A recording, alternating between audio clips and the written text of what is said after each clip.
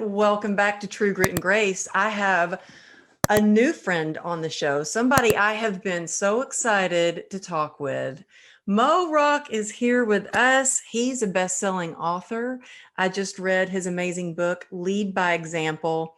He's an angel investor, producer, publisher of the Los Angeles Tribune, and CEO of the LA Tribune TV network, available worldwide on Roku. And that's just a few of the things that you've done. I want to get right into this because I've been so excited to talk. I read your entire book last night, and the first page that I opened to, I was like, oh my gosh, I love this man because he is like everything I stand for. But Moe, thank you for being here, and welcome to the show. Well, thank you so much, Amber Lee. I'm really humbled by your nice words. I mean, I'm probably twice as excited as you are to have a chance to talk with you. What you stand for is also very inspiring as far as grit. I think I shared with you how much I love that word grit, and I think it's an important word. And we can talk for 30 minutes just about that word grit, and I'll be happy to do so because I think it's such an important word, particularly in today's world, Amber Lee. I mean, if this past year has taught us all collectively anything, it's that we definitely need more grit and certainly more grace. Oh, yes. And I was I was stalking you basically. I was looking at all your accomplishments and everything. And what you've accomplished so far, and I mean, you're young, and already what you've accomplished had to have taken a lot of grit. And at age 19, you were already extremely successful. And then you did something else and you went on kind of a spiritual journey. And I wanted to ask you about that.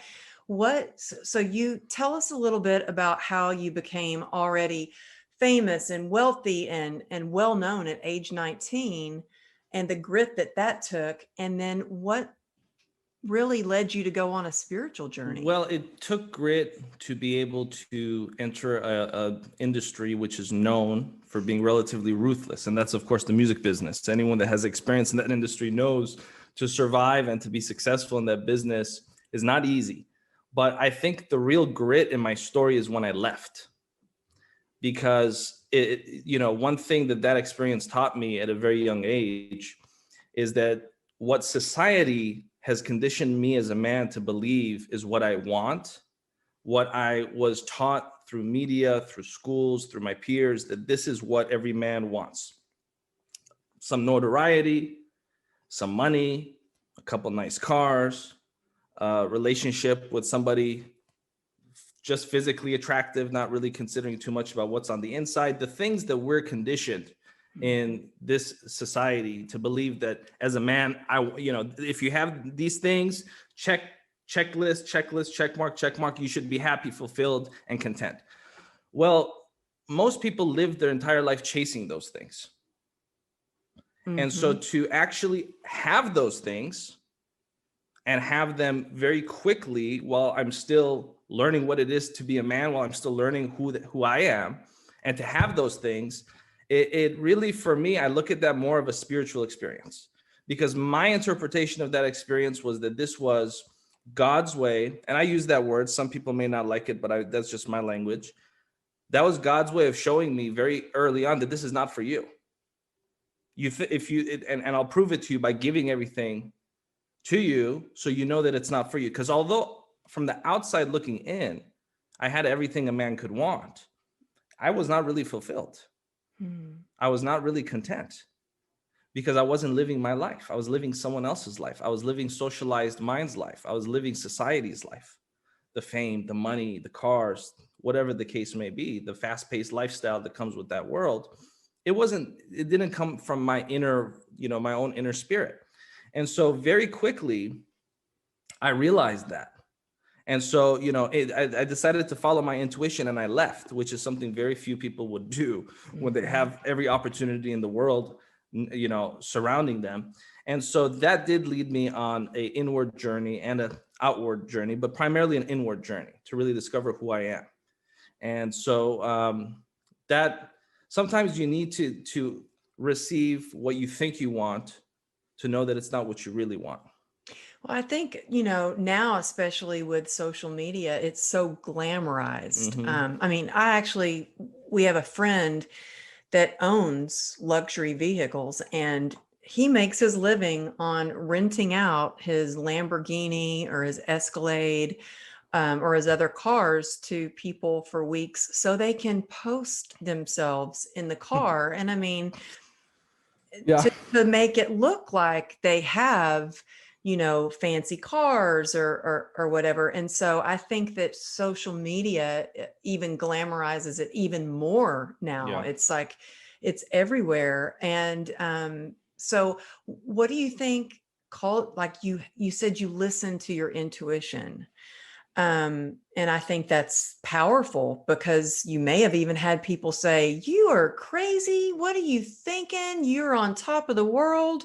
Why would you leave this?"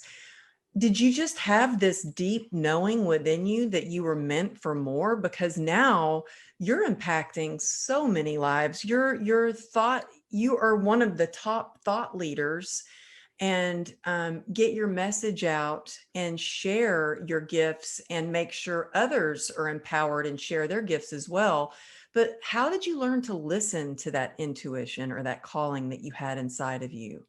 That's a great point. I think it's because I didn't listen, and because I didn't listen, and that led me to pain.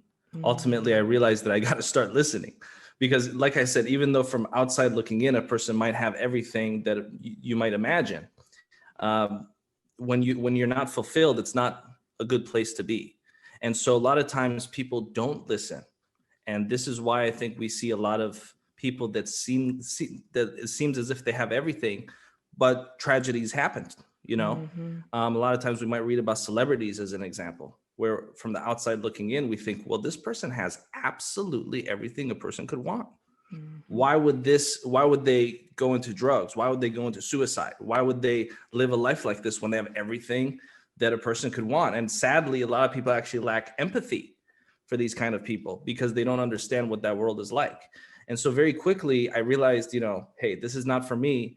And it was that pain that led me to kind of tap into my intuition. But really it was mostly unconscious, Amberly. I wish I could tell you that I was just so wise Well, you know what? I yeah. think pain is a really good indicator. Yeah, And it can lead us either two ways, either down further into the depths of unhappiness and despair, or it can light a fire up under us and push absolutely. us towards our calling and our purpose.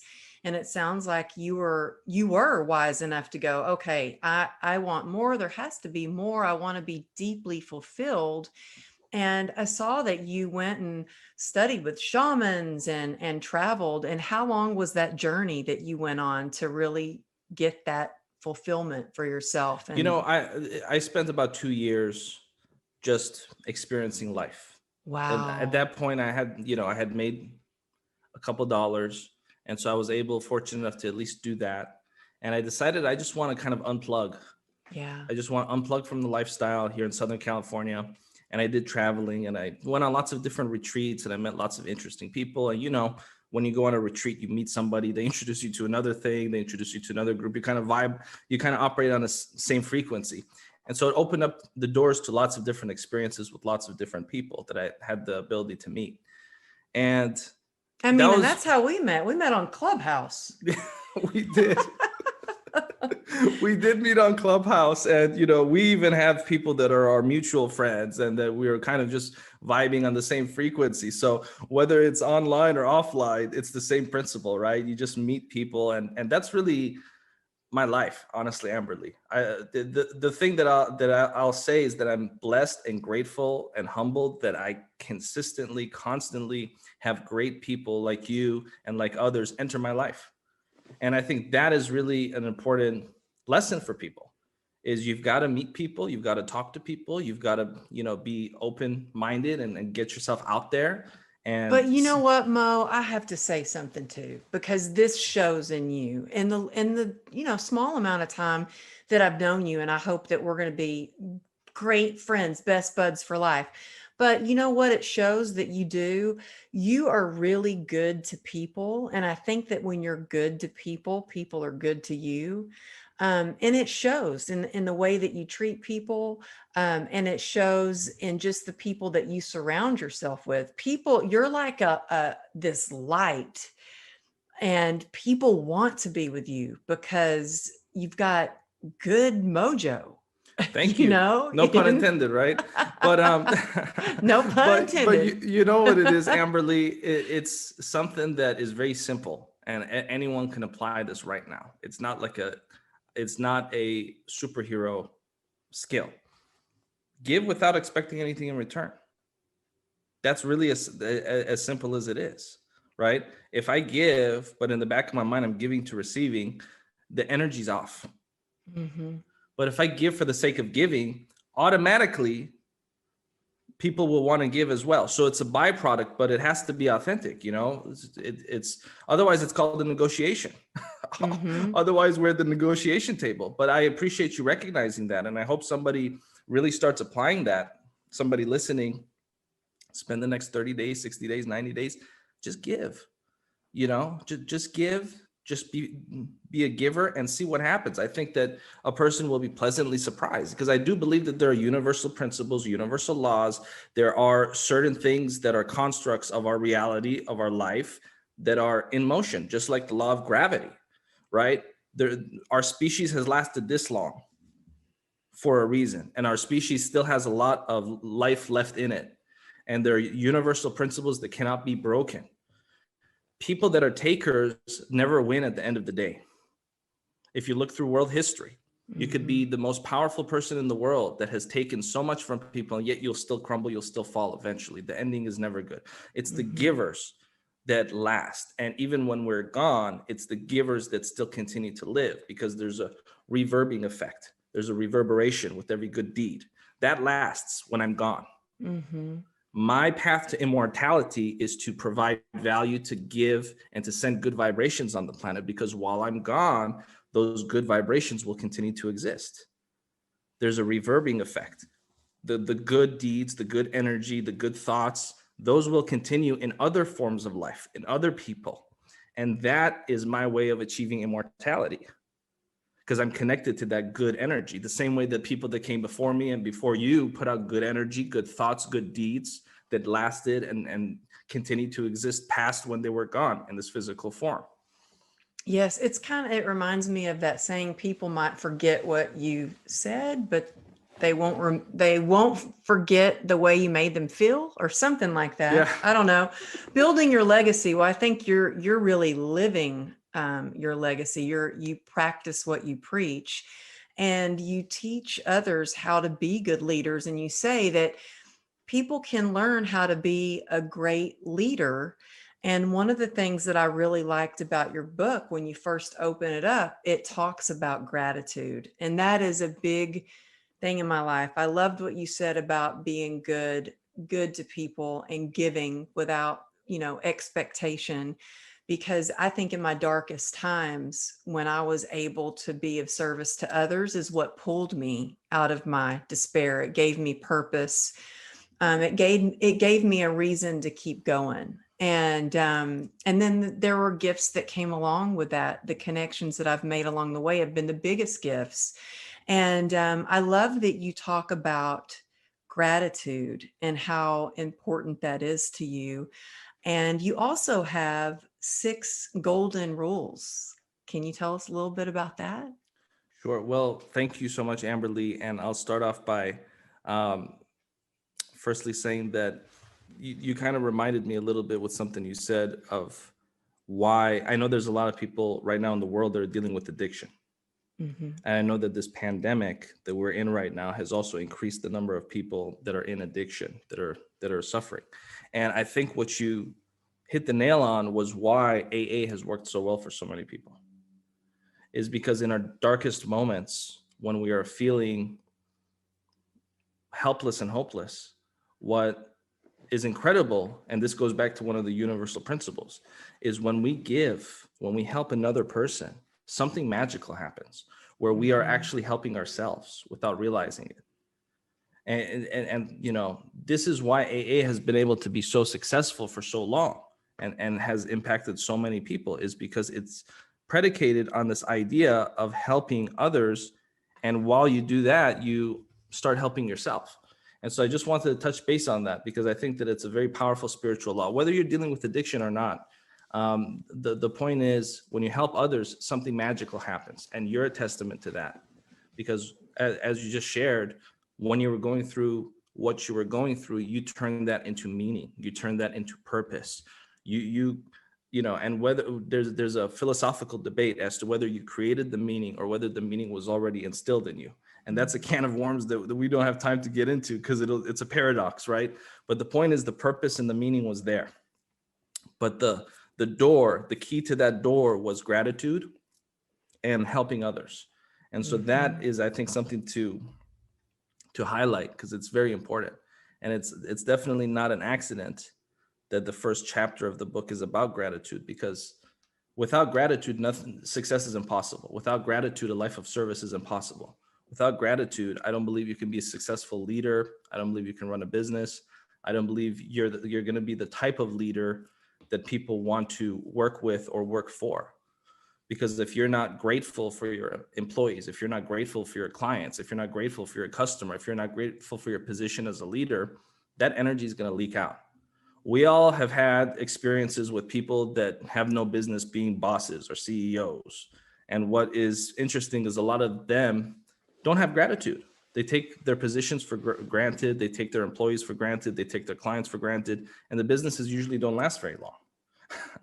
Right? So whether it's in our personal lives, with our families, with our friends, whether it's in our professional lives, with our associates, gratitude is a fundamentally important attribute that does have a tangible result. There's a very tangible aspect to gratitude, for sure. Oh, for sure. Gratitude is alchemy. It Yes. changes everything. Yes. It really changed my life. And that's why I do a gratitude practice every day. Every day, every morning. There's some mornings where it's not quite as easy to be, yes, I'm grateful to wake up. I'm grateful that I can walk. But I really I really get focused. And before I get on my phone, before I check emails, do anything, I really focus on what I'm grateful for. And I also have an accountability partner that I text every single morning, who we keep each other, accountable and check for, did you do your gratitude practice this morning? Because it does change everything. And I love that I see it in my daughter, that she's grateful. We were just hit by a car about 6 weeks ago. We were riding our little razors and got hit going through a crosswalk. And I could see that she has gratitude in her heart, because we were released from the hospital about 6 hours later. And we were so grateful that it wasn't worse. Her CAT scan came back good and everything. And we're leaving the hospital and she goes, Mama, we were rolled in here on a gurney and we are walking out of here like champions. Aren't we blessed? And I thought, she's getting that gratitude. She's annoyed with me at night when I ask her every night, what's the best thing that happened to you? What's one thing you're grateful for? But I'm like, she's practicing it. She's feeling it. She's living it, And so our children pick up everything that we do. So when I saw that was the first chapter in your book, I was like, oh, I love that he correlates that to great leaders. Yeah. Are very successful when they have gratitude. How old is she? She's 12. My youngest 12. daughter's 12. Awesome. Well, I'm glad you guys are okay. Oh, thank you. Yeah, it's a miracle. Not one broken bone. Wow. Miracle. But yeah, I saw the difference in the hospital, because we were so grateful to be alive and okay, and just, road rash, and my thumb is still, I can't open a jar, but that's the worst of it. You know what I mean? Right. And we were so grateful, and we could see the difference that it had in our interactions with the nurses and the doctors, because the lady next to us was not grateful. She was not happy. Yep. She was not nice. And the nurses and doctors brought us over food. And we got out of the hospital before Yeah. her. So And I you thought, saw, yeah, you saw a tangible benefit. tangible And this is benefit. something that a lot of people don't get, Amberly, is, I've spoken on many stages about this. And quite frankly, a lot of times I've spoken at business conferences, and a lot of, I can tell while I'm speaking, I'm losing half the audience because a lot of people are just business focused. They want to know, what can I do to make more money? What can I do? What's a secret? What's a trick? What's a hack for me to 10x my money right now? And Yeah. they're so obsessed with that when someone like me stands up and says, look, you need to be grateful, I immediately lose half the audience. But I'm okay with that because the people that get it really get it. And it's not just a pie in the sky when you die. Everything that I talk about as mystical or esoteric or woo-woo as it might sound, it's never pie in the sky when you die. It's sound on the ground while we're around, I right? You love got that. you got better service, you got out of the hospital quicker, you were treated with more respect, you sent good energy to other people and you received good energy back, and you went out of there in a much more positive mood than that other person had to leave with, 12 hours later when they finally released that person. Mm-hmm. That's a tangible benefit. And that's just a small tangible benefit from one afternoon. Imagine a whole life. Imagine a compound effect of those kind of things that happen every single day in business and in life. And so gratitude is not just a woo-woo thing. It's a very tangible asset to have in life for sure. Oh, it is. And I can tell you that for me, that started at a young age. I remember when I was 19, I went into audition for I was a dancer, professional dancer, and I went into audition for some Japanese commercial. And I had just gotten back from Japan. So I knew a little tiny bit of Japanese, basic, mostly how to count to 8. Arigato. Yes, that's about it. But I went into the audition and I said, thank you for seeing me today. I was like, Right. arigato gozaimasu. And I was like, they booked me There you out go. of the whole lineup. They're And, like, you're hired. and And I the other guarantee girls you, looked at yeah. me like, what? She's not the prettiest. She's not the best dancer. She's not that, but because I was truly grateful. And I didn't even think about that moment until I just talked to you now. Isn't that amazing? I mean, Mhm. here you had this flashback. Your mind's like, okay, here's an example Mhm. of a moment, because our brains and minds are incredible things. Here's an example of a moment where you got a tangible benefit because you showcased gratitude. Now, who knows how many other moments in our lives we're so unconscious about. But I remind people every single day, it doesn't matter what happened. Maybe a horrible thing happened. Maybe you received bad news from a doctor. Maybe there's just something horrible going on. Have gratitude. While you're breathing, while you're alive, every single day, have gratitude. We may not be here tomorrow. No one knows how long we have on this planet. But when the man upstairs calls me, I know I'll be ready, Amberly, because my purpose will be finished and my mission will be accomplished while I'm here. Right. Mhm. And that mission and purpose cannot be accomplished without having gratitude every single day for every single interaction. Gratitude for who we're talking to. Gratitude even for the things that may not be good on the surface. A lot of times I hear from friends that they're heartbroken. Maybe a relationship didn't work out, and maybe something bad happened. Maybe people parted ways. Try to have gratitude for the experience and gratitude for what's ahead in your future. Or if Mhm. something happens with the job, people might get laid off. And yes, I'm not minimizing pain. I get it. The point that I'm making is if you have gratitude, your mind also starts to see more options.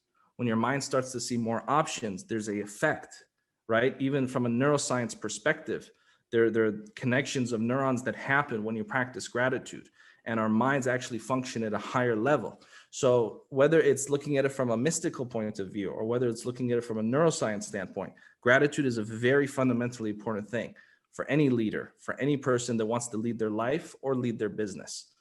Well, that I love that you give the example of more of the spiritual aspect, but also show us that it's nice to hear you explain it where you get tangible things. I honestly, Mo, I never really even looked at it that way, but it's so true. I just looked at it as always how it made me feel, Right. but it really does. It really, That gratitude, man, it works. It works.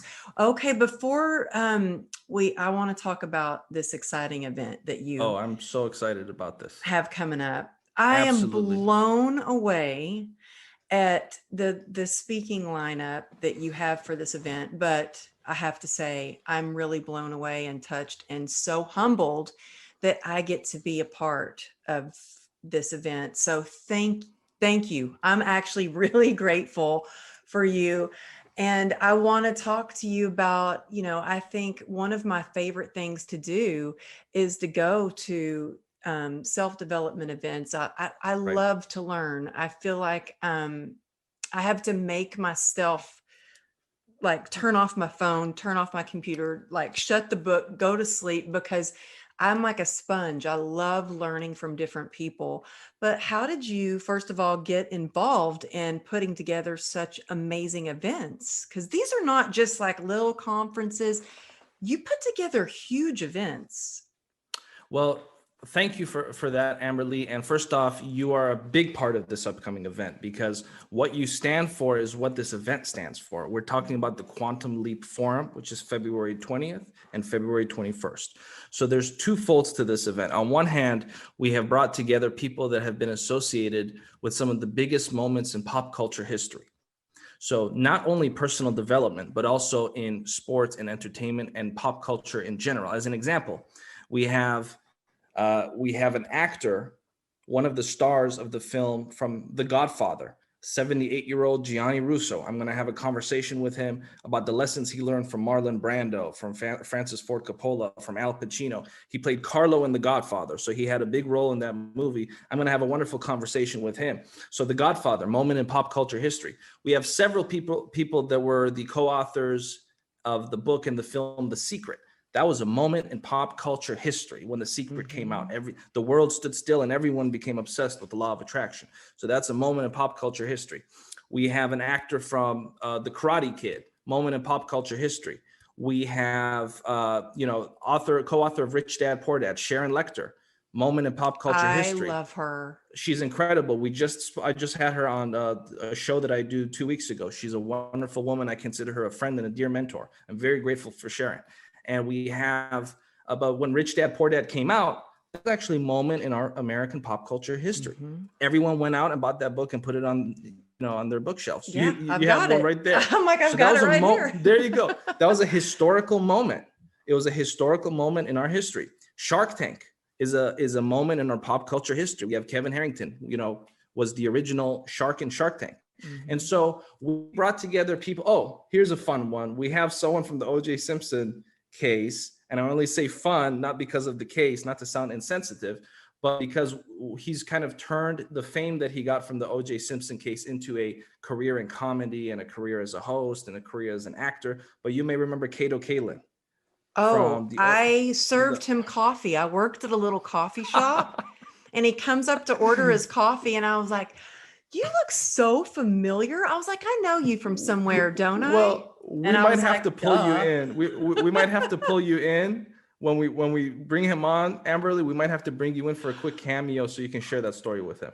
I was so embarrassed. When he left, my coworker was like, are you kidding me? You know who that is, right? You've seen him because he's been on the news. I was like, I will never forget that So moment. you've already had an interaction with him here, and now Yeah. you're about to have another interaction with him, a few years later. Who would have thought? So whether it's the O.J. Simpson case, whether it's The Secret, whether it's Shark Tank, whether it's The Godfather, whether it's Rich Dad Poor Dad, these are moments in our pop culture history, and they're full of leadership lessons. They're full of lessons that people can learn. So while we have the traditional personal development where we can do deep dives financially, mentally, physically, spiritually, relationally, we're also adding a whole new element. Most personal development conferences don't bring the stars of The Godfather, don't bring people from the O.J. Simpson trial, but there are lessons there, Amberly. There are things that we can learn from these moments. And so I'm excited because this 2-day event, and you are a pivotal and big part of this, because at the end of the day, grit. I love that word, grit. I can talk to you for 7 hours about how important that word is. Grit is what it really comes down to. Hey, it takes a person with grit to practice gratitude. Let me tell you something. A lot of times people see someone that meditates or is all about peace and love, and they might get a wrong impression. Let me tell you something. You need to be strong to enter the world with grit, with grace, with gratitude. It's much tougher and much more of a challenge to enter the world, enter the rat race with those qualities than it is to have lower energy. It's easy to get angry. It's easy to be jealous. It's easy to be vindictive. That doesn't impress me as far as, oh, okay, those are not strong qualities. It takes courage, it takes grit, it takes grace to practice gratitude. So it's strength to be graceful. It's courageous to be full of gratitude. So grit is a prerequisite to everything. If you don't have grit, you can't be a leader. You absolutely can't be a true, authentic leader.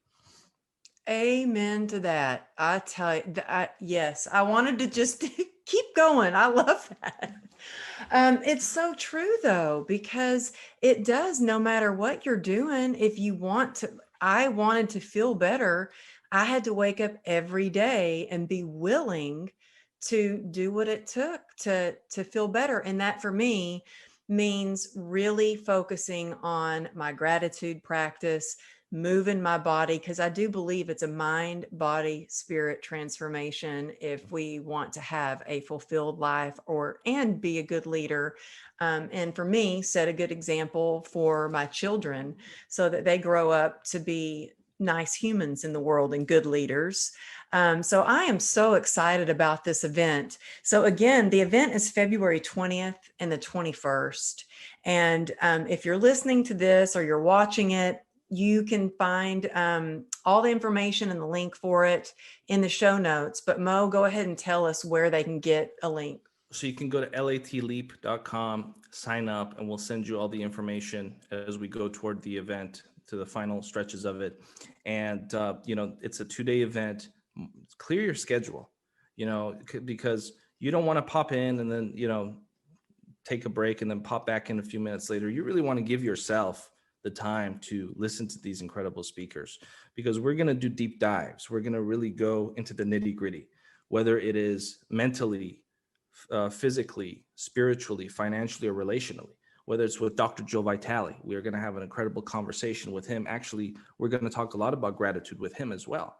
And whether it's about grit and grace, which we're going to have a real deep moment where you're going to really delve into those things. So you're going to come out of this experience touching on some of the most important qualities that a leader has to have. And when I use the word leader, there's some people out there that say, well, I don't identify as a leader. It's not for me. Are you a mother? Are you a sister? Are you a brother? Are you a human being on this planet? Because you've got to at least lead your own life. You see, being a leader is not about being a CEO. There's a lot of CEOs that are not leaders. There's a lot of people that have very fancy business cards and wear very fancy suits, and they're the furthest thing from a leader. Once you have a 10-minute conversation with them, sometimes it becomes very apparent. So to be a true leader, it has nothing to do with a title. It has everything to do with your character and who you are as a human being. Not what you do, but who you are. I don't give a damn what you do. I care who you are. It's actually a pet peeve of mine when people ask me, what do you do? As if that's going to determine how they feel about me. But when someone says, hey, who are you? I respect that much more. Oh, I love that. And, I think it's really common, especially for men. Like I noticed conversations, my husband will have, and a lot of times they will go and say, oh, what do you do? And I don't notice like a lot. Well, I guess I shouldn't say this all the time, but I never go up and just ask someone what I try to get to know them more. But I think it's common now for a lot of times for people to say, what do you do? Like they want to look at your scorecard. Exactly. And the intention is not even a bad intention. It's just people have been conditioned. Like that's the first thing you ask when you meet someone. They have a good, they're not coming from a bad place, but it's just, it's a testament to where we are as a society, where as if what you do determines where I should put you in my hierarchy. Should I respect you? Should I not respect you? Oh, you work at a grocery store? Oh, you're a doctor. Let me treat you with more respect. These things are not reflections of a person's character. I want to know who you are, what you stand for, what your values are when I want to get to know someone.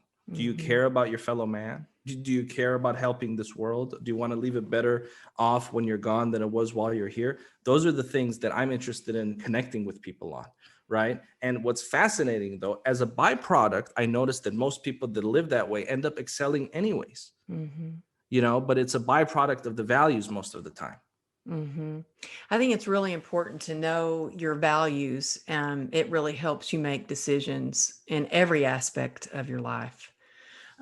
So I could talk to you all day, and I know you're in the Los Angeles area. You're in Orange County, right? Yes, I'm in Southern California. I'm in Woodland Hills. I'm not that there far. You go. So we'll have to get together. You threw me off with that accent. Well, I'm originally from Texas, but I've been out here a little bit. I know it's hard to tell. Yeah. But I'm really excited about this. So if I want people to be able to find you and connect with you, I'll have all your information in the show notes and on the website.